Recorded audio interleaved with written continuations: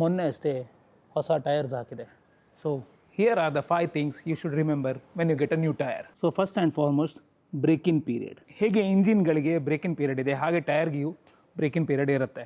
So first 200 kilometres take it slow. ಯಾಕಂದರೆ when it comes out of the mould, manufacture ಆಗಿ mould ಬರುವಾಗ so tyre ತುಂಬ nice ಇರುತ್ತೆ. So first layer ಅದು wear out ಆಗಬೇಕು, ಆಮೇಲೆ you can go fast. Second is tyre seating. ನಿಮಗೆ ಹೇಗೆ ಇಂಜಿನ್ಗಳಲ್ಲಿ ವಾಲ್ವ್ ಸೀಟಿಂಗ್ ಎಲ್ಲ ಇರುತ್ತೆ ಹಾಗೆ ಟೈರ್ ಸೀಟಿಂಗು ಇರ್ತದೆ. So it takes time for the tyre to get adjusted to the rim. And the next thing is proper heat cycle. So ಹೇಗೆ dosa optimum temperature ಬರೋ ತನಕ ನಿಮಗೆ ದೋಸೆ ಉಯ್ಲಿಕ್ಕೆ ಆಗೋದಿಲ್ಲ, ಹಾಗೆ ಟೈರ್ ಕೂಡ until it reaches its optimum temperature ನಿಮಗೆ ಅದರದ್ದು peak performance ಇರೋಲ್ಲ. ಸೊ ಎಸ್ಪೆಷಲಿ ಹೊಸ ಟೈರ್ಸ್ ತಗೊಂಡಾಗ ನೀವು ಅದು ಪೀಕ್ ಆಪ್ಟಿಮಮ್ ಟೆಂಪರೇಚರ್ ಬರಲಿಕ್ಕೆ it's heat cycle is not that adjusted. So time ತಗೊಳುತ್ತೆ. And the next thing is riding dynamics. So ತುಂಬ ಜನ ಅಂದ್ಕೊಳ್ತೀರಾ ಹೊಸ ಟೈರಲ್ಲಿ ರೈಡಿಂಗ್ ಡೈನಾಮಿಕ್ಸ್ ಏನು ಚೇಂಜ್ ಆಗುತ್ತೆ ಅಂತ. ಸೊ ಹಳೆ ಟೈರ್ ಇರುವಾಗ ನಿಮ್ಮದೊಂದು ರೈಡ್ ಹೈಟ್ ಆಲ್ಮೋಸ್ಟ್ ಒಂದು 3 to 4 mm ಕಮ್ಮಿ ಇರುತ್ತೆ, ಯಾಕಂದರೆ ವೇರ್ ಆಗಿರುತ್ತೆ ಟೈರ್.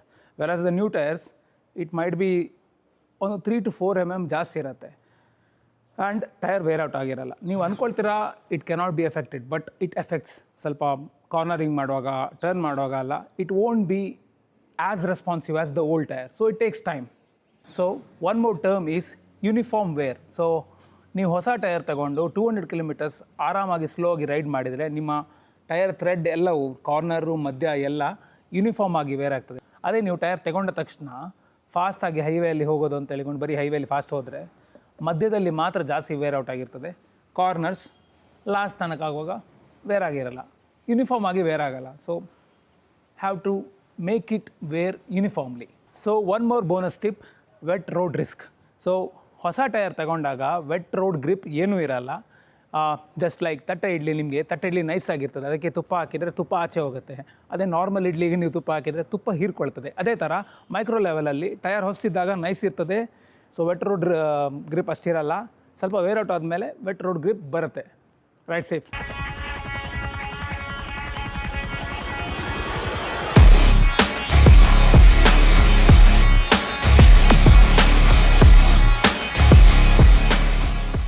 ನನ್ನ ಹತ್ರ ಎಷ್ಟೋ ಜನ ಕೇಳ್ತಾರೆ, ಬ್ರೋ ನನಗೆ ಕನ್ಫ್ಯೂಸ್ ಆಗಿದೆ whether to buy ADV motorcycle, whether to buy naked bike or to buy a sports bike. ನನಗೆ ಸ್ಪೋರ್ಟ್ಸ್ ಬೈಕ್ ಇಷ್ಟ, ಬಟ್ ಬಿದ್ದರೆ ಫೇರಿಂಗ್ ಎಲ್ಲ ಕಟ್ಟಾಗತ್ತೆ, ತುಂಬ ಡೆಲಿಕೇಟ್ ಅದು ಇದು ಅಂತ ಹೇಳಿ. ಸೊ ನಾನು ಎಲ್ರಿಗೂ ಹೇಳೋದಿಷ್ಟೇ, ನೀವು ಸುಮಾರೆಲ್ಲ ರಿವ್ಯೂಸ್ ನೋಡ್ತೀರಿ, ಅದು ಇದು ಒಂದು ಸ್ಪೋರ್ಟ್ಸ್ ಬೈಕ್ ಇದೆ, ಒಂದು ADV ಇದೆ ನನ್ನ ಹತ್ರ, ಒಂದು ನೇಕೆಡ್ ಇದೆ ಅಂತ ಹೇಳ್ಕೊಂಡು. ಬಟ್ ನಮ್ಮಂಥ ಮಿಡಲ್ ಕ್ಲಾಸ್ ಅವರಿಗೆ ಏನು ಪ್ರಾಬ್ಲಮ್ ಅಂದರೆ ನಮಗೆ 3 ಬೈಕ್ ಸ್ಟಾರ್ಟಿಂಗೇ ತಗೊಳ್ಳೋಕ್ಕಾಗಲ್ಲ. ಸೊ ನೀವು ರಿವ್ಯೂ ಅದು ಇದು ನೋಡಿಕೊಂಡು ಡಿಸೈಡ್ ಮಾಡೋ ಬದಲು ನೀವೇ ಟೆಸ್ಟ್ ರೈಡ್ ಹೋಗಿ ನಿಮಗೆ ಯಾವ ಬೈಕ್ ಇಷ್ಟ ಆಗುತ್ತೆ. It doesn't matter if it is a sports bike, naked bike or even ADV bike, just buy it, ಆಯಿತಾ. ಸ್ಪೋರ್ಟ್ಸ್ ಬೈಕ್ ಇಟ್ಕೊಂಡು ಸ್ವಲ್ಪ ಆಫ್ ರೋಡ್ ಮಾಡ್ಬೋದು, ಏನು ದಿನ ಆಫ್ ರೋಡ್ ಹೋಗಲ್ಲ ನಾವು. And if you are confused ಏನು ಮಾಡೋದಂದರೆ you can actually buy street bikes like MT-15 ಅಥವಾ ಡ್ಯೂಕ್ 200, ಆ ಥರ ಎಲ್ಲ ಬೈಕ್ ತಗೊಳ್ಬೋದು. ಯೂಶ್ವಲಿ ಸ್ಟ್ರೀಟ್ ಬೈಕ್ಸ್ ನಿಮಗೆ ಆಲ್ರೌಂಡ್ ಆಗಿಬಿಡುತ್ತೆ, ಆಫ್ ರೋಡು ಮಾಡ್ಬೋದು, ಆಚೆ ಫಾಸ್ಟು ಹೋಗ್ಬೋದು, ಸಿಟಿ ಕಮ್ಯೂಟಲ್ಲೂ ನಿಮಗೆ ಒಳ್ಳೆ ನುಗ್ಗಿಸ್ಕೊಂಡು ಹೋಗ್ಬೋದು. ಬಟ್ ಅಲ್ಟಿಮೇಟ್ಲಿ ಏನಂದರೆ the bike what makes you happy is your bike. ನೀವು ಜಾಸ್ತಿ ರಿವ್ಯೂವರ್ಸ್ ಆಗಲಿ ಅದು ಇದು ಅಂತ ಹೇಳ್ಕೊಂಡು ನೋಡಬೇಡಿ. Just go and test yourself. ಅರ್ಥ ಆಗಿಲ್ವ ಒಂದು ಟೆಸ್ಟ್ ರೈಡಲ್ಲಿ, ಪುನಃ ಹೋಗಿ ಟೆಸ್ಟ್ ರೈಡ್ ಮಾಡಿ, ಮತ್ತೆ ಹೋಗಿ. ಒಂದು ಶೋರೂಮಲ್ಲಿ ಹೋಗಿ ಮುಜುಗರ ಆಗತ್ತಾ, ತೊಂದರೆ ಇಲ್ಲ, ಇನ್ನೊಂದು ಶೋರೂಮಿಗೆ ಹೋಗಿ 2 ಸತಿ ಟೆಸ್ಟ್ ರೈಡ್ ಮಾಡಿ, ಫ್ರೆಂಡ್ ಹತ್ರ ಕೇಳಿ ಟೆಸ್ಟ್ ರೈಡ್ ಮಾಡಿ.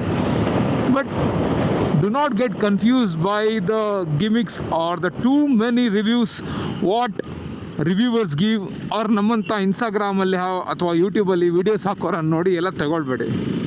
ಹಾಂ, ಬೇಸಿಕ್ ಕಾಮನ್ ಸೆನ್ಸ್ ಯೂಸ್ ಮಾಡಿ, ಬಟ್ ಎಟ್ ಅಣ್ಣ ಮೆಲ್ಲ ಅಣ್ಣ. But ultimately it won't matter. ನನ್ನ ಫಸ್ಟ್ ಬೈಕ್ ಇದ್ದಿದ್ದು R15, not this version, the version 1. ನಾನು ಅದರಲ್ಲಿ ಎಷ್ಟೆಲ್ಲ ಆಫ್ ರೋಡ್ ಹೋಗಿದ್ದೇನೆ, ಎಷ್ಟೆಲ್ಲ ಗಮ್ಮತ್ತು ಮಾಡಿದ್ದೇನೆ ಅಂದರೆ it is still one of my favourite bike. I mean I will let go any of my motorcycle, but R15 ನಾನು ಬಿಟ್ಕೊಡಲ್ಲ. It is so perfect all round motorcycle. And ಪ್ರೆಸೆಂಟಾಗಿ ಬರೋ R15 ಅಂತೂ ಇನ್ನೂ ಚೆನ್ನಾಗಿದೆ. VVA ಇದೆ, variable valve actuators ಇದೆ, and ಅದೇ ಬೈಕ್ ನಿಮಗೆ MT-15 ತಗೊಳ್ಬೋದು. ಅದರದ್ದೇ ಡಿಟ್ಯೂನ್ಡ್ ವರ್ಷನ್ FZ ಇದೆ, ಅದು ಚೆನ್ನಾಗಿದೆ. ಈ ಚಂದಾಪುರ ಎಲ್ಲ ಯಾವಾಗ ಸರಿಯಾಗಲಿಕ್ಕೆ ಮಾರ ರೋಡು, ನನಗಂತೂ ತಲೆ ಹಾಳಾಗಿ ಹೋಗಿದೆ. ಡ್ಯೂಕ್ 394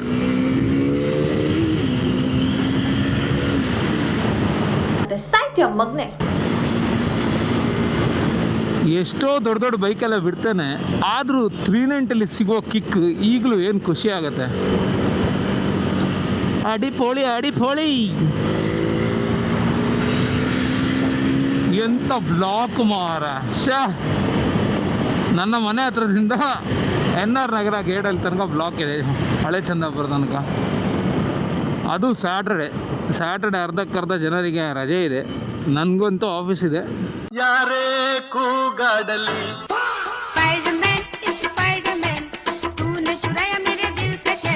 ನಾನು ಎಷ್ಟೋ ದಿನ ನೋಡ್ತಾ ಇದ್ದೇನೆ, ಅಲ್ಲಿ ಆಲ್ಮೋಸ್ಟ್ ಎಲ್ಲರೂ ದಿನ ಡಿವೈಡರ್ ಹತ್ಕೊಂಡು ಬಂದೇ ಬರ್ತಾರೆ. ಎಷ್ಟು ಡೇಂಜರಸ್ ಅಂದರೆ, ಆಯ್ತು ಬಿಡಿಯಪ್ಪ ನೀವೇನೋ ಡಿವೈಡರ್ ಹತ್ತಿ ಆರಾಮ್ಸೆ ಕೇರ್ಫುಲ್ಲಾಗಿ ಬರ್ತೀರಾ, ಬಟ್ ಬೈಕಲ್ಲಿ ಬರೋನು ಯಾರು ಕೇರ್ಫುಲ್ ಆಗಿರ್ತಾರೆ ಅಂತ ಗ್ಯಾರಂಟಿ ಇಲ್ಲಲ್ಲ.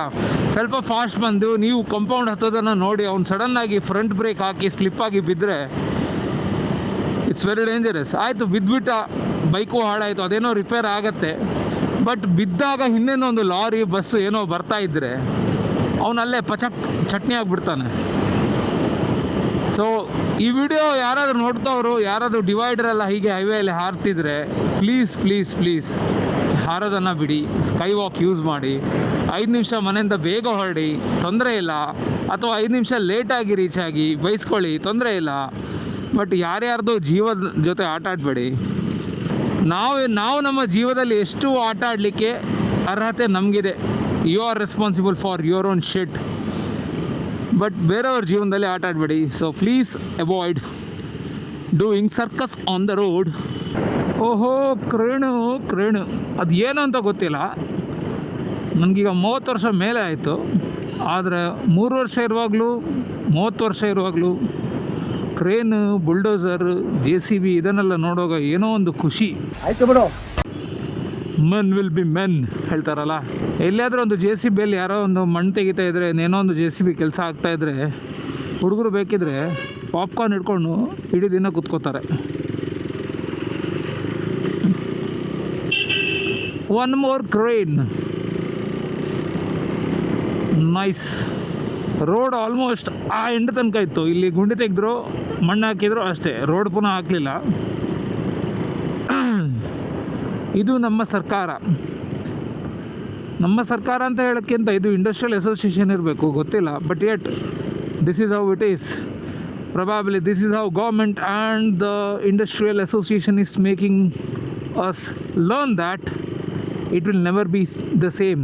ಒಮ್ಮೆ ಹೊಡೆದೋಯ್ತರೆ ಪ್ಯಾಚಪ್ ಮಾಡಿದರೆ ಇಷ್ಟೇ, ಮತ್ತು ಹೊಸ ಟಾರ್ಮ್ಯಾಕೆ ಆಗಬೇಕು. ಅದೇ ರೀತಿ ಫ್ರೆಂಡ್ಸ್, ನಿಮ್ಮ ಗರ್ಲ್ಫ್ರೆಂಡ್ ಅಥವಾ ಬಾಯ್ ಫ್ರೆಂಡ್ ಒಟ್ಟಿಗೆ ಆವಾಗವಾಗ ಬ್ರೇಕಪ್ ಆದರೆ ಮತ್ತೆ ಮರ್ತುಬಿಡಿ, ಹೊಸ ಗರ್ಲ್ಫ್ರೆಂಡ್ ಇಲ್ಲ ಬಾಯ್ ಫ್ರೆಂಡೇ ಹುಡುಕಿ. ನಿನ್ನ ಅಲ್ಲೇ ಸೆಂಟ್ರ್ ಜಾಗದಲ್ಲಿ ಗುಂಡಿ ಹೊಡೆಸ್ಬಿಡ್ತೀನಿ. ಒಳಗಡೆ 6 ಅಡಿಗೆ 8 ಅಡಿ ಹೊಡೆಸ್ತೀನಿ. ಅಲ್ಲೇ ಒಳಗಡೆಗೆ ಹಾಕ್ಬಿಟ್ಟು ನಮ್ಮನ್ನಲ್ಲಿ ಒಂದು ಅರಳಿ ಮರ ಮಾಡ್ಬಿಡ್ತೀವಿ, ಇಟ್ಬಿಡ್ತೀನಿ ಮೇಲೆ. For life advisers follow ಮೋಟೋಸೇಪಿಯನ್.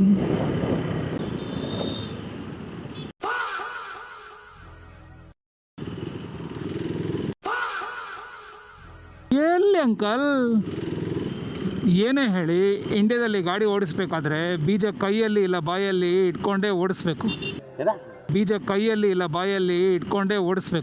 ಈ ಮಾತನ್ನು ನಾನು ಹೇಳ್ತಾ ಇಲ್ಲ, ಗೌರ್ಮೆಂಟೇ ಹೇಳ್ತಾ ಇದೆ. ನನ್ನ ಮೇಲೆ ಹಣೆ ಇಟ್ಟು ನಂಬಲ್ಲ, ತೋರಿಸ್ತೇನೆ ನೋಡಿ. ಬೀಜ ಕೈಯಲ್ಲಿ ಇಟ್ಕೊಂಡು ಹೋಗಿ ಅಂತ ನೋಡಿ.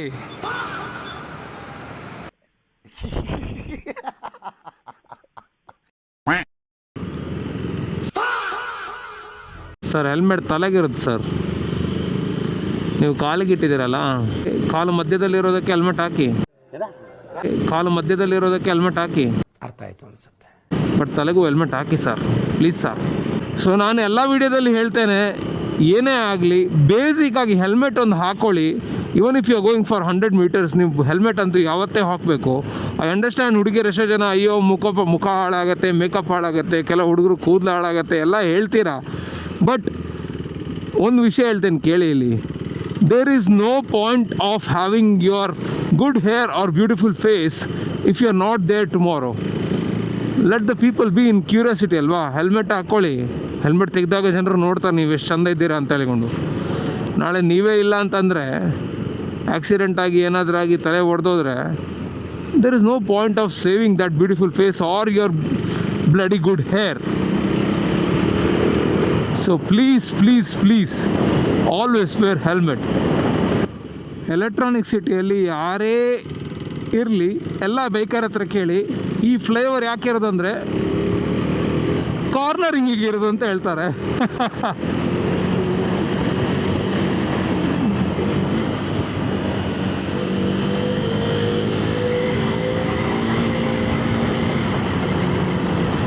ಪ್ಲೀಸ್ ಅಣ್ಣ ನನ್ನ ಹೋಗ್ಲಿಕ್ಕೆ ಬಿಡಿ.